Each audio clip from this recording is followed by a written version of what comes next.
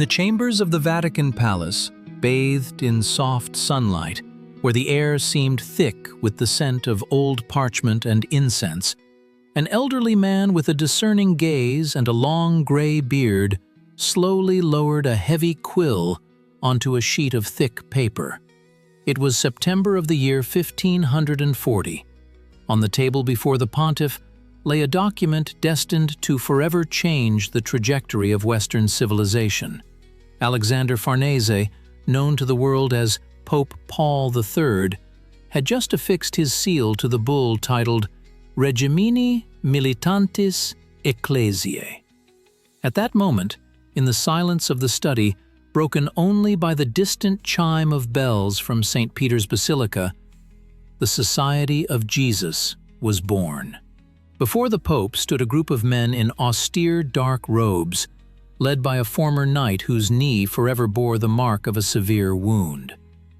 This alliance of supreme authority and unwavering discipline became the answer to the most formidable challenge the See of St. Peter had ever faced. While outside the windows of the Vatican, Europe was literally tearing at the seams, rent by the ideas of the Reformation.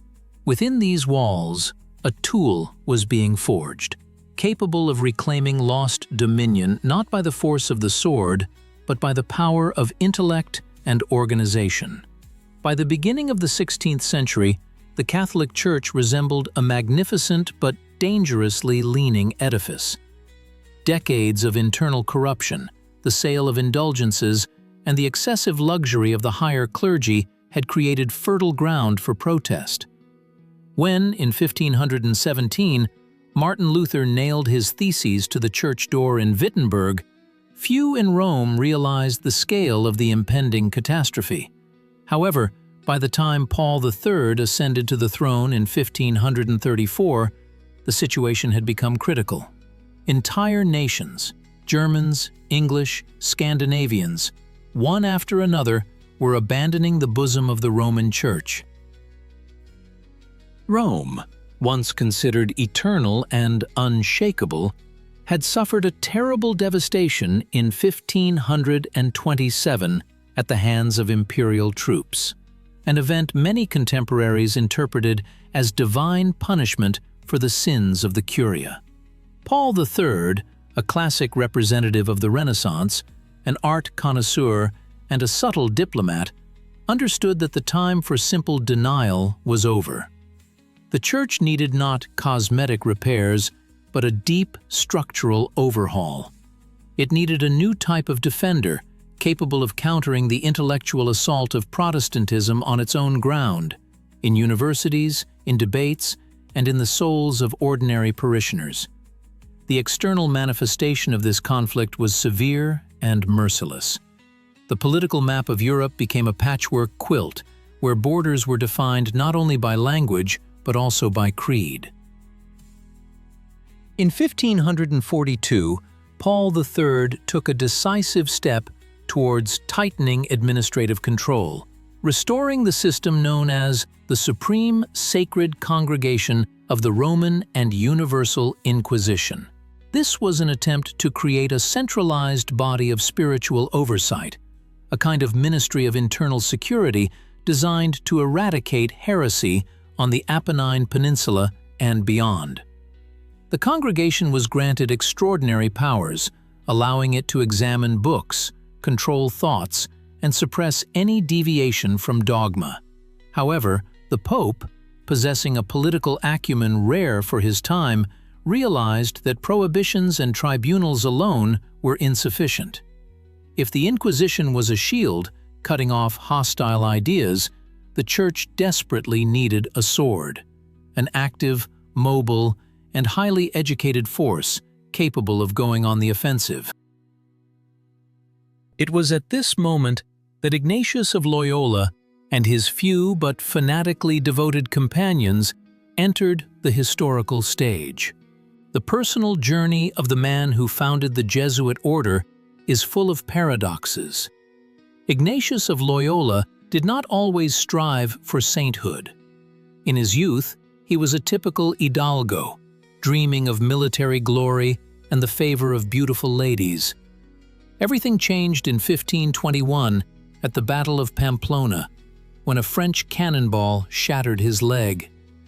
Long months of agonizing recovery, accompanied by reading the lives of saints in the absence of chivalric romances, brought about a revolution in his soul. He decided to become a knight of a different kind, a warrior of Christ. After a period of severe asceticism in the cave of Manresa, Loyola realized that to conquer the external world, one must first conquer the internal world. He developed a system of spiritual exercises, a unique method of psychological and volitional training that would later become the foundation for the education of every Jesuit. Loyola understood that emotions and reason must work in unison, so that a person could maintain clarity of thought in the most extreme conditions. His will was tempered in Parisian universities, where, already a mature man, he sat on the same bench with youths to obtain the necessary education. There, he gathered around him the first 6 like-minded individuals, among whom was the future great missionary Francis Xavier. The ideological clash of that era revolved around the fundamental question of the role of man and organization in the salvation of the soul. Protestantism proclaimed a personal connection between man and God through Scripture, effectively questioning the necessity of the ecclesiastical hierarchy. Catholicism of Paul III and Loyola, on the contrary, affirmed the importance of order, tradition, and absolute authority. The Jesuit order became the embodiment of this idea in its absolute form. The constitutions of the Society of Jesus introduced a 4th vow, which distinguished them from all other monastic orders, a vow of direct and unconditional obedience to the Pope in matters of missions. This meant that at the first call of the pontiff, any member of the order had to go to any part of the world, be it Protestant England, the unexplored forests of Brazil, or the distant shores of Japan. The Jesuits renounced traditional monastic seclusion and communal psalm singing in favor of active work in the world. They did not wear special vestments to more easily blend in with the crowd and penetrate the upper strata of society. Their motto became Ad Majorem Dei Gloriam, for the greater glory of God. And under this slogan, they became the most effective intelligence and educational network of their time. The transformation of church strategy under the leadership of Paul III reached its climax when it became clear that old methods of governance no longer worked. In 1545, after long delays and political maneuvers, the Pope opened the Council of Trent. This event became a moment of truth for the Catholic world. At the council, 2 factions clashed: those who called for compromise with Protestants for the sake of peace, and those who demanded a clear and strict definition of Catholic truths. The Jesuits, invited as theological consultants, played a decisive role here. They brought new logic and intellectual depth to the discussions, helping to formulate doctrines in such a way as to leave no room for ambiguous interpretations. It was at this council that the face of Catholicism as we know it today was finally defined. The exclusive role of church tradition was recognized. The sanctity of the 7 sacraments was confirmed, and strict discipline for clergy was established. The council became a powerful response to the chaos of the Reformation, creating a unified, ideological monolith. The culmination of the activities of Paul III and the Jesuits was a large-scale educational reform. Loyola and his followers understood one simple thing: he who controls the minds of youth today will control the world tomorrow. Jesuit colleges began opening all over Europe, quickly gaining a reputation as the best educational institutions. They taught not only theology, but also mathematics, astronomy, rhetoric, classical languages, and even theatrical arts. Education was free and accessible to talented young men from various social strata, which allowed the order to cultivate a whole galaxy of intellectual elite devoted to Rome. By the mid-16th century, the Jesuits were called the school teachers of Europe. Their methods were so effective that even Protestant families sometimes secretly sent their children to their schools. At the same time, Jesuit missionaries began a global expansion. Francis Xavier traveled from India to Japan in a few years, adapting Christian teachings to local cultures with astonishing flexibility. They became advisors to emperors, cartographers, and scientists, using science as a tool of influence and proof of the superiority of Catholic thought. If you were to ask a contemporary of those events how they felt about the activities of the Jesuits and the Pope, you would hear diametrically opposite opinions. For some, they were saviors of the faith who restored order to a dying world. For others, they were cunning manipulators, ready to do anything for the interests of their order and Rome. The paradox was that, in fighting to preserve the old faith, the Jesuits used the most advanced methods of their time. They created a management system based on detailed reports and strict hierarchy, which anticipated the structure of modern global corporations. The internal discipline of the order was such that every member of the Society of Jesus felt part of a single organism, controlled from the center in Rome. This allowed them to act with incredible speed and precision, restoring Catholic influence in regions that seemed forever lost, such as Poland or southern Germany. Please write in the comments what you think. Can the harsh methods of the Inquisition and the strict discipline of the Jesuits be justified if the goal was to preserve the unity of civilization? Or should freedom of thought be above any institutions? Your opinion will help us to understand more deeply how modern people view these fateful decisions of the past. The resonance of the activities of Paul III and his loyal soldiers of Christ is still felt 5 centuries later. It was then that the foundation of the modern education system was laid, emphasizing humanitarian disciplines and critical thinking, albeit within certain limits. The Counter-Reformation not only preserved the Catholic Church, it forced it to evolve.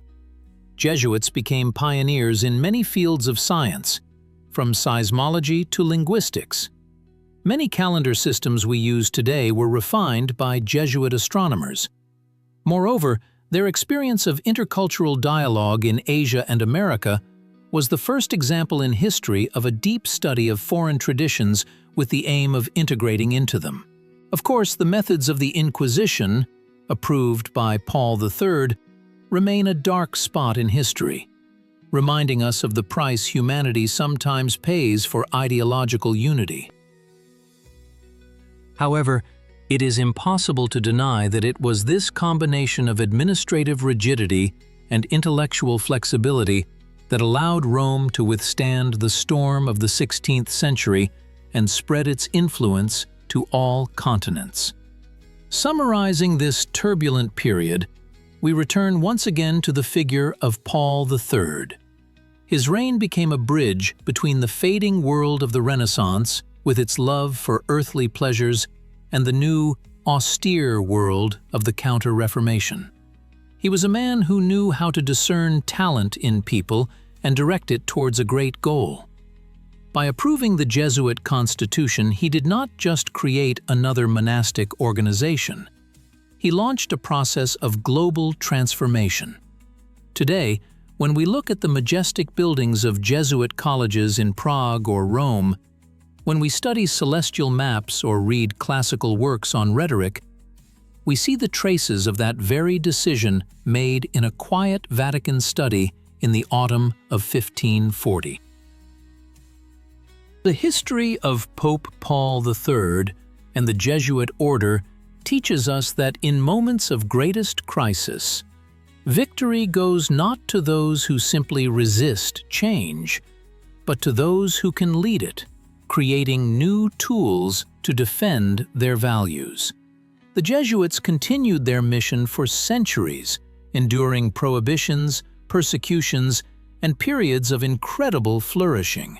Their structure, laid down by Loyola under the patronage of Paul III, proved surprisingly resilient to the trials of time. It was an army without weapons, whose main instruments were the book, the pulpit, and personal example. They proved that an idea, supported by impeccable organization and a readiness for self-sacrifice, can overcome oceans and state borders. The influence of the Society of Jesus on politics, science, and culture was so great that even their opponents acknowledged their outstanding abilities. This is the main lesson of that era. True power is born where deep conviction meets discipline and education. Concluding our narrative, it is worth looking once more at the very spiritual exercises that Ignatius Loyola presented as a gift to Pope Paul III. At their core was the idea that man must be in constant search of God in all things and events of everyday life. This principle allowed the Jesuits to be both deeply religious and incredibly practical people. They built observatories and cathedrals, wrote plays and legal codes, always remaining true to their original purpose.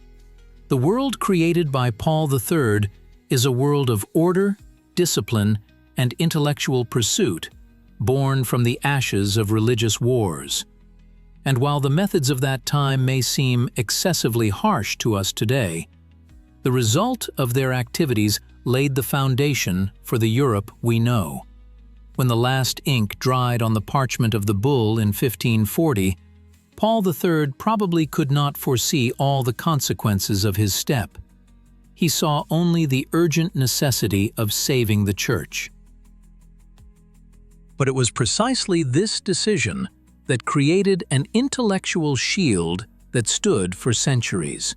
The Jesuit order became a living embodiment of the idea that faith and reason do not necessarily have to be at odds if they are united by a common goal.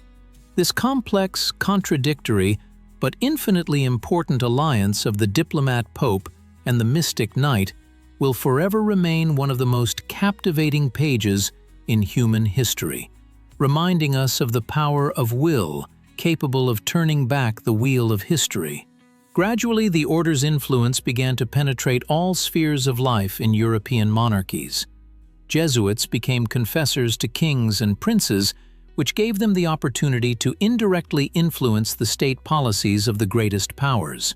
This caused envy and apprehension among secular rulers, but at the same time guaranteed that the interests of the Catholic Church would be taken into account when making crucial decisions.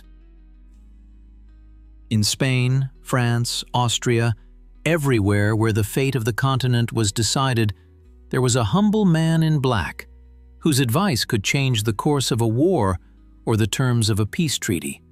However, this political involvement was merely a means. The true passion of the order remained enlightenment. They believed that a well-educated person would not be able to turn away from the truth they preached. That is why their libraries were the richest and their laboratories the most modern. In 1551, the Roman College was founded, which later became the Gregorian University, a forge of personnel for the entire Catholic hierarchy. This educational institution became a benchmark that universities around the world emulated. The development of the Jesuit education system led to the creation of the Ratio Studiorum, Plan of Studies, in 1599. This document became the first detailed methodological guide in history, regulating everything from lesson structure to methods of encouraging and punishing students. The main emphasis was on competitiveness and active student participation in the learning process. The Jesuits introduced a system of exams and grades that has largely survived to this day. They believed that education should shape not only the intellect, but also the character. This upbringing of a new man, disciplined and purposeful, became the order's main contribution to the development of Western pedagogy. Even in countries where Catholicism was not the dominant religion, Jesuit teaching methods were recognized as exemplary.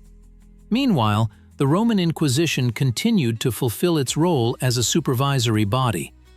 It is important to understand that in the view of Paul III, the Inquisition and the Jesuits were two sides of the same coin. One could not work effectively without the other. If the Jesuits attracted people to the light of truth through persuasion and example, the Inquisition ensured that this light was not distorted by false doctrines. This was a system of checks and balances aimed at maintaining the internal stability of society. In 1559, after the death of Paul III, the first official Index of Prohibited Books was published, the compilation of which became possible thanks to the thorough analytical work of the congregation. This list became a powerful tool of censorship, determining which ideas could circulate in society and which should be consigned to oblivion. The activities of the Jesuits in Latin America deserve special mention. There, they created a unique system of settlements known as reductions. In these communities, the indigenous population was not only converted to Christianity, but also taught crafts, agriculture, and music. The Jesuits protected the local inhabitants from the arbitrary rule of colonial authorities and slave traders, creating a kind of state within a state. This was a bold social experiment based on the principles of Christian justice and strict labor organization. Although the reductions were eventually destroyed due to political intrigues in Europe, their memory remains as an attempt to build a more humane society in the context of colonial expansion. Thus, the era of Paul III laid the foundations for the global presence of the Catholic Church. Thanks to his support, the Society of Jesus transformed into a powerful international organization, capable of operating on a planetary scale. They were the first to grasp the significance of globalization and began to work with an understanding of the specific characteristics of different cultures and peoples. Their reports from China, Paraguay, or Canada were read in Rome with the same interest with which intelligence agencies' analytical memos are studied today. It was a triumph of information and organization, born in response to the threat of disintegration and chaos. Concluding this narrative, we see that the story of Paul III and the Jesuits is a story of how an old institution found the strength for profound renewal. The Church did not merely survive. It emerged from the crisis of the Reformation more cohesive, educated, and active. The 35 years that passed from the beginning of Loyola's activities to the conclusion of the Council of Trent shaped the cultural and spiritual landscape of Europe for many generations to come. It was a period when faith found its support in discipline and knowledge, and politics became inseparable from ideology. And although debates about the methods and goals of the Jesuits still continue, the scale of their achievements and the depth of their influence on the modern world remain undisputed historical facts. Paul III left this world in 1549, leaving behind a church that had regained confidence in its own strength. On his tombstone in St. Peter's Basilica are allegories of wisdom and justice, qualities he strove to embody in his rule. But his true monument became the thousands of colleges, churches, and missions scattered throughout the world, and the intellectual legacy that continues to live on in the works of scholars and educators. This is the story of a man who was not afraid to entrust the fate of the Church to a group of enthusiasts, and of a warrior who exchanged his sword for a book to conquer the world not by force, but by spirit. And this story reminds us that even in the darkest times, there are people capable of igniting a light that will shine for centuries.